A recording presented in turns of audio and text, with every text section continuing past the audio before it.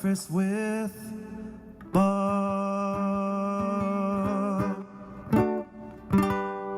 Hey everybody, Bob Babbitt here. Welcome to Breakfast with Bob. We are brought to you by the PTO, the Pro Triathletes Organization, by Amp Human, VeloFix, Normatec, Form Goggles, UCAN, and our Challenged Athletes Foundation. We recently had the opportunity to chat to one of my favorite people on the planet, the two-time Ironman World Champion, the man known as the Norminator, Mr. Normann Stadler. Norman, how the heck are you doing? I'm fine, pretty good, yeah. I'm happy to be here. You know what? It's been a long time since we chatted, especially in Perth. I think since the last time you came to Hawaii, we did a breakfast show over at Huggos. It was a couple years ago. Yes. Yeah. Very cool. So Norman, you got into this sport. You're one of the guys who got into it really, really young. You ran your first marathon, what, you were 11 years old or something? Yes, 84.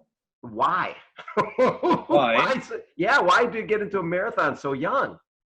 We had a marathon distance walk in our little village every year. So we were close to the military base in Wertheim, where I grew up. So we call it Wandertag, walking day.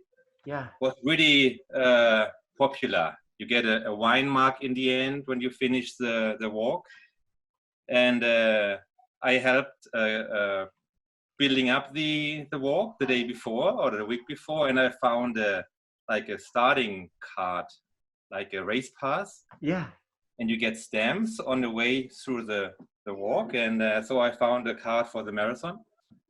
And at 6:30 in the morning, I set my alarm, and I left the house for the walk, and I didn't tell anyone. So your parents didn't know? Through, at half marathon point, my father was waiting with tea and blankets. So he knew I was going for a walk. So, but he let me walk. So I walked the marathon, and one day later, I walked the half marathon again. Oh my God! Now so that's when I knew I'm not that bad in endurance sport. So we started training. We founded a athletic club. I was the founding member with my school class, and we started with athletic. So was your dad your coach for that early part of your career? Yes, he was a military champion in military decathlon. Yes. So, but he had no clue from swimming or from endurance sport. He was very good in military. He was 12 years at the military. Yes. But he knew how to work with young people. So that's how he started with me. And then at age 13, I watched the documentary on TV about Hawaii. And there was also a little bit about the triathlon. And that day I said, I will win Hawaii one day. When you were 13? Yeah. Sitting in front of the TV, and I said, that's a crazy sport. And I said, I will win Hawaii. And then he said, okay, let's buy a bike. And I did my first triathlon, 1988, national championships in Bavaria, and I won. Yes. It was my first triathlon. I won the national championships youth. And then I was in the national team youth and juniors, and traveled to, I think it was Australia or Orlando. I don't know, my first big trip. So that's how I started. That is so cool. And then you won Duathlon Worlds in '94. And the first time you came to Kona was at '99 as an age grouper? Yes. Battling with Ken Glah. Oh, you were battling with Ken Glah. Top 15. So the top 15 were already qualified for next year. Yes. And I think he had a bad day, and I had an okay day. And the last miles, he started getting stomach problems, and he always turned right to go to the bushes, and so I had a lead again, and he catched me again, and then again to the bushes. So I finished 15th. I had a spot, and he was 16th, I think. So because of his stomach problems. But at that point, you were still an age group athlete, or were you a pro? I don't know. I think I was pro already. Yes, and I finished 15th. Yeah. And so the next year I finished third. 2000, you come over and take third. Now, when you take third, all of a sudden you're thinking, there's really no reason if you're on the podium, why not be on the top of the podium? How did Yes. that, yeah, how did that change your training from 2000 to 2001 and moving forward when now you are one of the best in the world? So I knew I can win Hawaii after winning Australia. So Yes. Australia, I won 99 Australia and then 2000 again. Yes. So, and the first year Hawaii, oh my, I was so motivated. I think I did the bike course 4 or 5 days before the race. In The whole course? Yeah, in 4:40 something. So I said, well, I have pretty good shape, but that killed my performance on race day. So I learned from that. And yeah, then when I finished third, I think I came off the bike first. Yes. Old transition. Yep. And I know with my gray DeSoto uniform, and then I think Peter Reed and Team de Boom, I think they catched me. Was Yes. it right? Yeah. Yes. Yep. And on the podium, Peter said, "Welcome to the club." So I'm top 3, and I said, oh, "Wow, Peter Reed is talking to me," and so I knew I can win Hawaii one day. Yeah. Very But cool. you make so many mistakes, even you're third, and you know how it works. But I think 2001 I was 4th. Yep.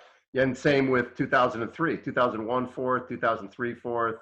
Yes. And yes. then So you learn a lot, and you're not alone. There are so many good guys racing with you, and but I knew that one, like Maka said, I will win this race first time. You know, you don't win Hawaii first time if you're not Luc van Liert. Yeah, so I had many years to learn. About 2004, I had a perfect day. I knew in the morning when I woke up, I will win this race. You were that ready. I was that ready. I had many good sessions in San Diego training with the guys, with Jürgen, and I knew I'm so ready. And it was if you can sleep the night before, it's a good sign. And I had my hotel room at the Royal Kona Resort. Yes. And I woke up and I had my coffee at the balcony and watched the start line, the race start. And I said, okay, it's a good day. You slept very well and you're not nervous. And I walked to the start, and yeah, everything worked with a quota. Yes. And that day that you had there, I mean, you ended up winning by 10 minutes, right? Peter Reed was second, like 10 minutes back.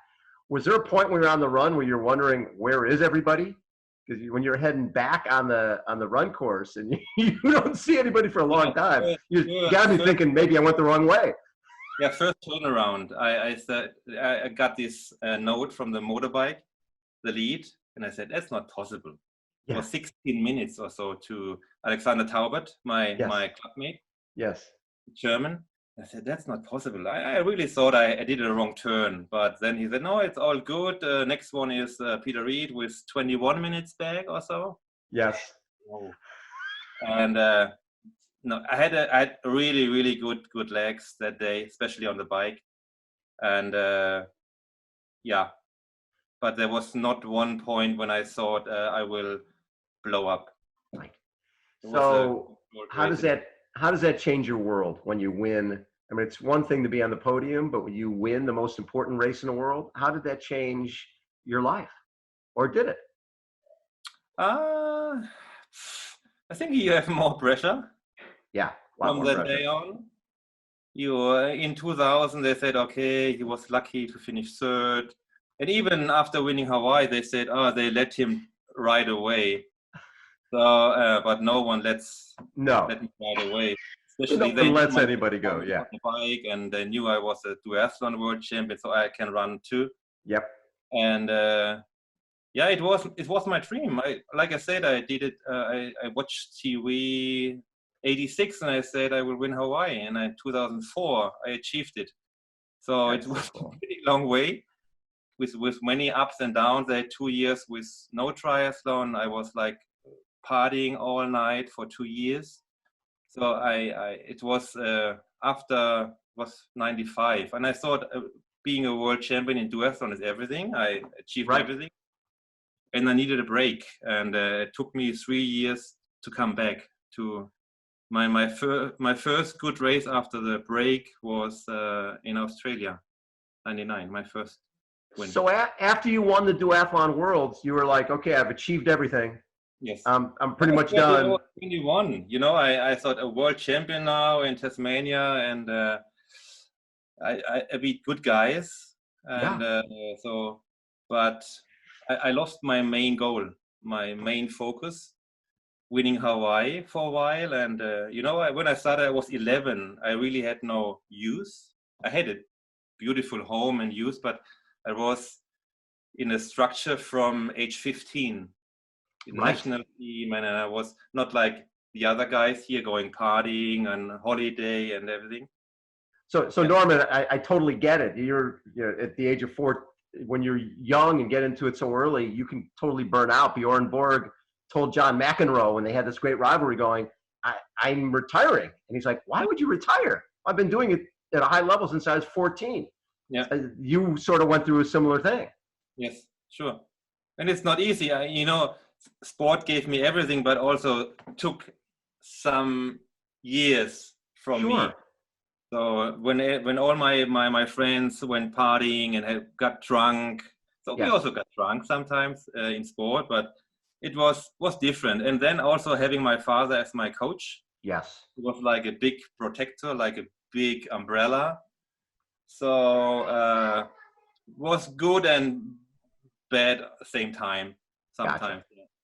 So 2005, obviously lots of pressure. That was the year, the wheels thrown out in the lava fields and all that stuff. Coming off of that, because I'm sure a lot of people told you, okay, you won your Ironman title, you won't be back. I'm sure that you were pretty driven after that to come back in 06 and prove people wrong.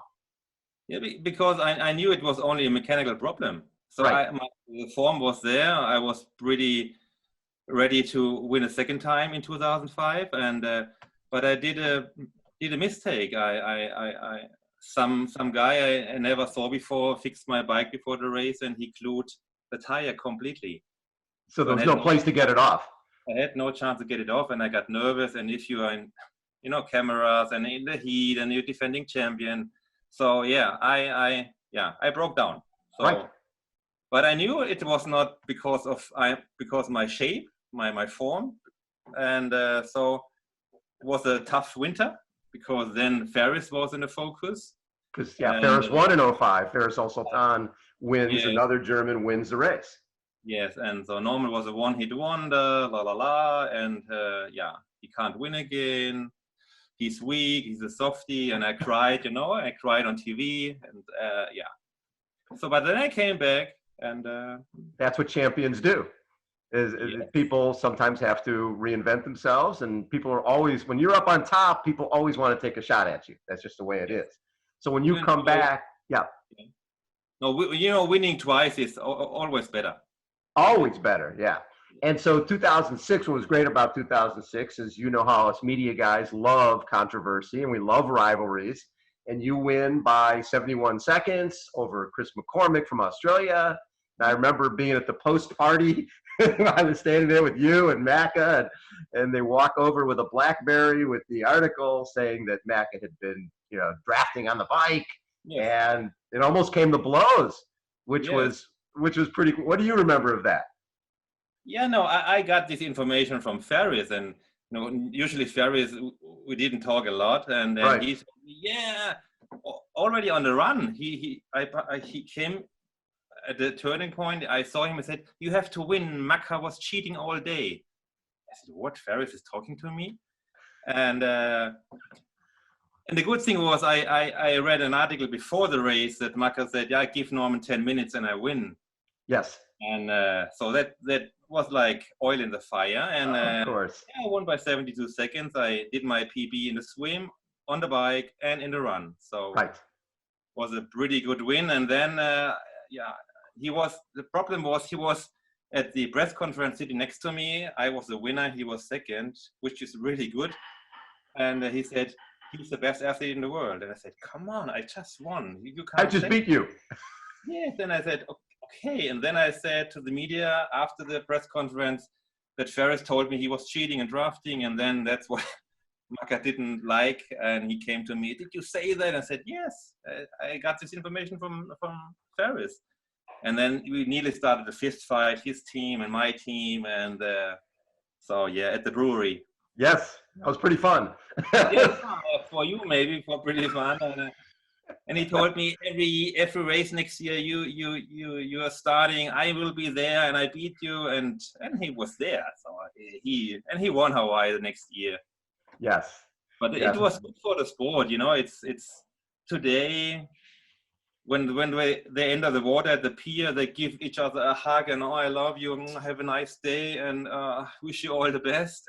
You know, it's still a competition. Right. So, and we had this competition, and it was good for the sport. I mean, it really was. It's interesting because it is an individual sport, and it's you against yourself and you against the course. But at the level you guys are at, there's a huge difference between winning and getting second or third in terms of prize money, endorsements, and the rest of it.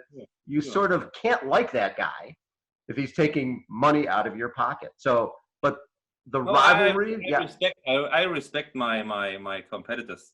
So, and we can have a coffee before and after the race, but today they train together and they live together, and it's I trained also with Jürgen and some guys in San Diego, but it was still a competition. It was still, always.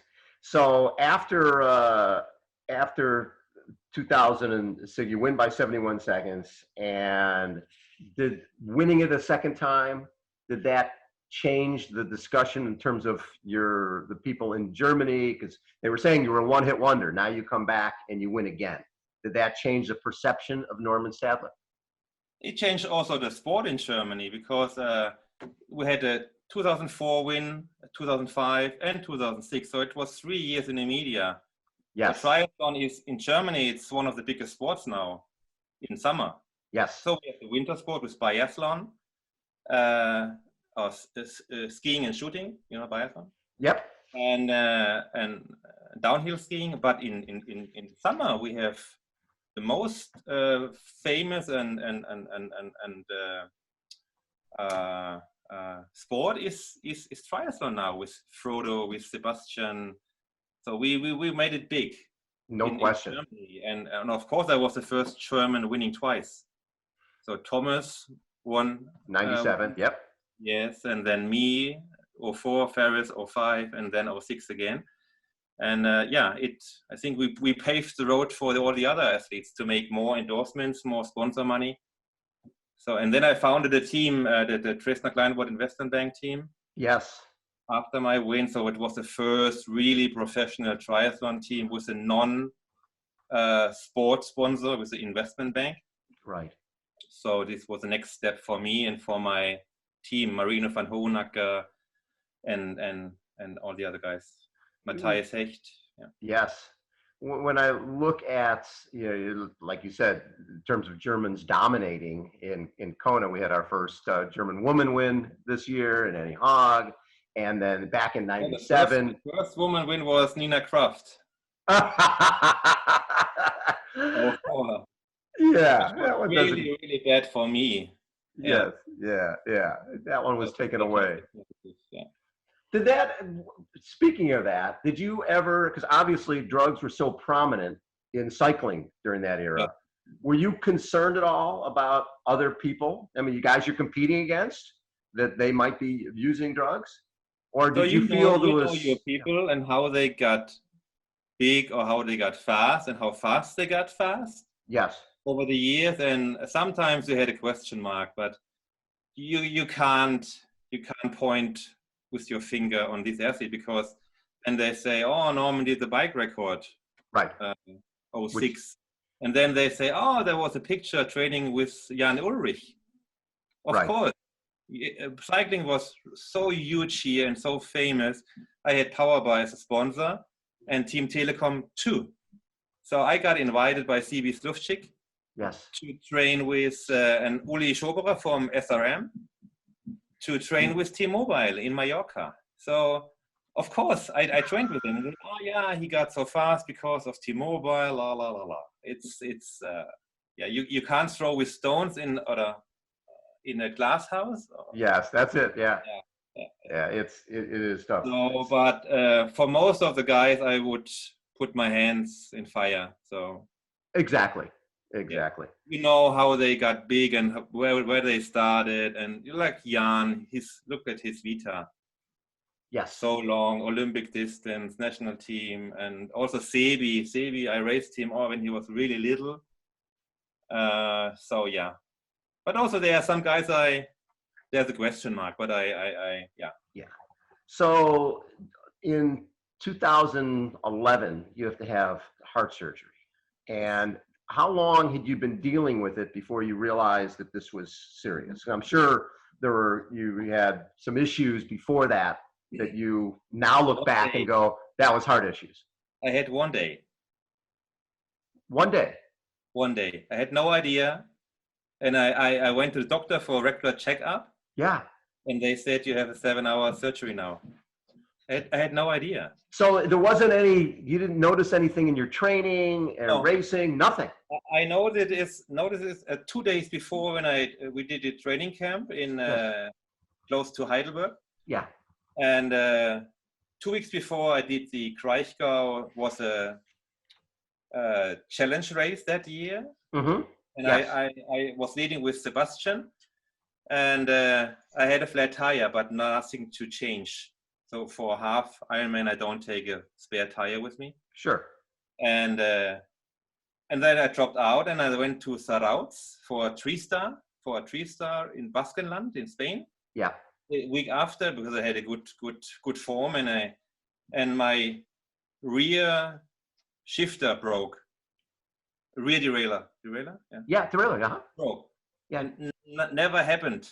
So I was really pissed. And I went home and said to my team, to the Tristner team, we do a training camp in Heidelberg. We have to train together. That's the first time I felt like sick. I couldn't breathe. We did a swim test and I stopped after 50 meters. And I thought, okay, maybe the wetsuit is too tight. Yeah. So, and I started without a wetsuit, didn't work. And then I joined the guys for the bike ride and they dropped me. All my members, they dropped me on the bike. And I said, something is wrong. Stopped it. Went to the doctor next morning and did a checkup, and they said you have a 7-centimeter aneurysm. And yes. I was lucky not to run in Kraichgau and not running in Zarauz for the half marathon. So could have been my end. So yeah. And that pretty much led to your retirement from the sport. How hard was that for you to? I was 38. Yes. Yeah. My wife was pregnant 6 months with our second one. Armand was 2, and I knew I would have a 7 hours open heart surgery, and coming back or getting back into shape will take a while. Right. So, and I was in hospital. The only person I called was my boss at the bank. My team boss from. So we changed from Dresdner to Commerzbank because Dresdner got bankrupt. Yeah. So we changed the name to Commerzbank, and I called them. I said, I will retire. I will have a 7-hour surgery soon or in a few hours, and they couldn't believe. And I called my parents and I told them not to come, and I will see them after the surgery. And and I got a letter to leave the hospital for I think 2 hours with a doctor, and we drove to Mannheim, pick up my stuff. I said goodbye to my wife and to my little boy, and then back to the hospital, and then I had a surgery. And my aortic valve was completely open, and my aorta was 7 centimeters wide. Oh my God. And from the surgery, are you 100%? The surgery was successful, but when you went in, your heart's gonna be open for 7 hours. You don't know if you're gonna come out or not. They explained how they do it, and that I will be dead for 7 hours on a machine. So the blood flow and the heart will work with a machine. Yeah. I don't know how it's explained, but I had a really good feeling because my surgeon, Professor Karg, was also an athlete, national team junior over 1500 meters running. Yes. And he knew what it will mean for me to get back to normal. So he said, you fix it and you will be fine. And we try to fix your heart valve so you don't get a new one, like a biological one or like a mechanical one. Yeah. And they could fix my aortic valve with a David surgery. It's a special surgery where they reconstruct my heart valve. So, and I have everything is mine inside. I have a tube instead of the aorta for, I think, 10, 15 centimeters. But I don't take any medicine, and all went very well. But I had 2 years problems because of the sport heart. I had like cardiac, like lower heart rate. Yeah, you up to 200 and then down to 30 again and up to 200. And I was in and out in the hospital because I panicked. I thought, that's it, I will die. But that was normal because I had an athlete's heart. But dealing with that before, for 20 years, everything was under control. I knew my body. I knew in the morning my heart rate is this and how I feel. And if I get an infection, I felt everything. And then I had no control. And that was scary, yeah. And having a little one just born, my son 2 years old, and my son is talking to me. He wants to say hello to you. Oh, I would love it. That would be great. How are you? That's my big one. Oh my God. Oh, you both. How are you guys doing? Wie es euch geht? Gut. Good. Do you know how great an athlete your daddy was? Was für ein toller Athlet ich bin? Yeah. They don't believe. They say you never won an Ironman.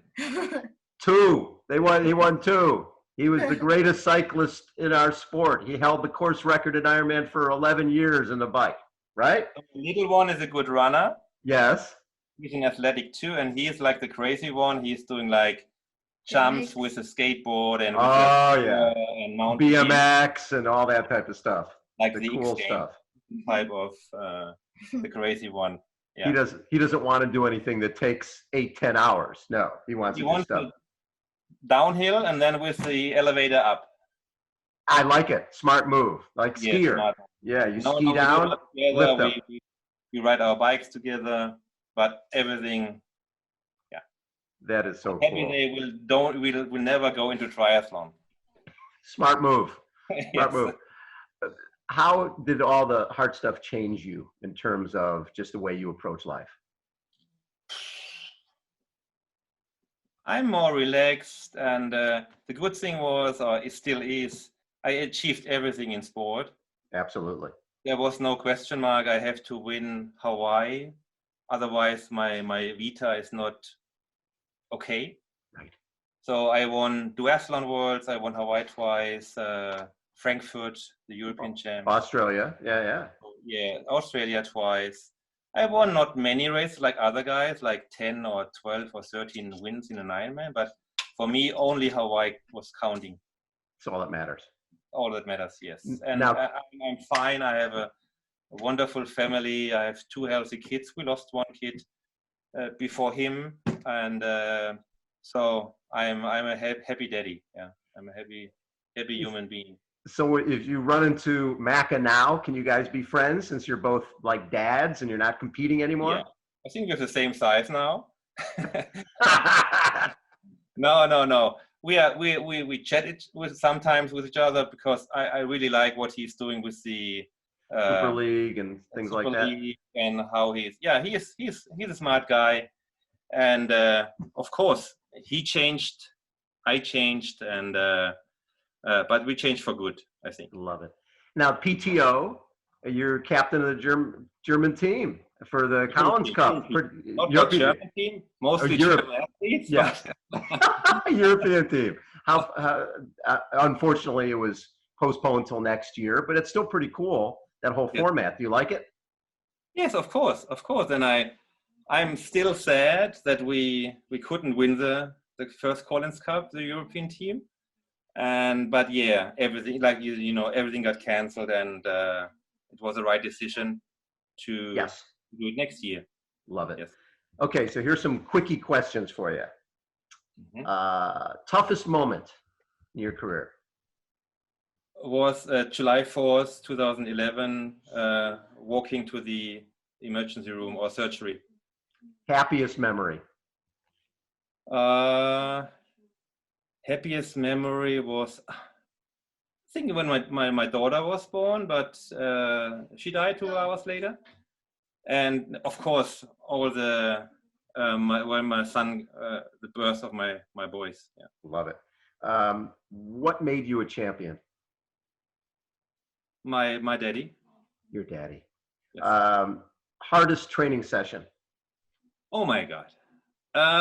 There's so many. Most of them in San Diego, like the Henshaw Loop, some Saturday rides, the Rancho Santa Fe golf course lap running, starting at Seaside Market in Cardiff.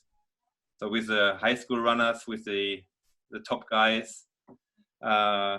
Yes. So many sessions in San Diego, getting ready for the Ironman Hawaii. Love it. Hey, Norman, thanks so much for taking so much time, man. Your career was epic, and you've always been so much fun to chat with. I remember before the after 2006 race, before 2007, when we were talking about you in McCormick, and it was like Normann Stadler 2, Chris McCormick 0. That was like the best line of all time. Yeah, but you know, he's the wrong guy to play with. He was like a psycho. He won 2007. He's one of the best athletes in the world, and he was really outspoken. And sometimes it was not good for him, but most of the time he won. Won many races. Yeah. Normann Stadler has been our guest. Norman, thanks again for being such a class act, and congrats on being a daddy. Yes. I love it. Thanks everybody for tuning in. We'll catch you later.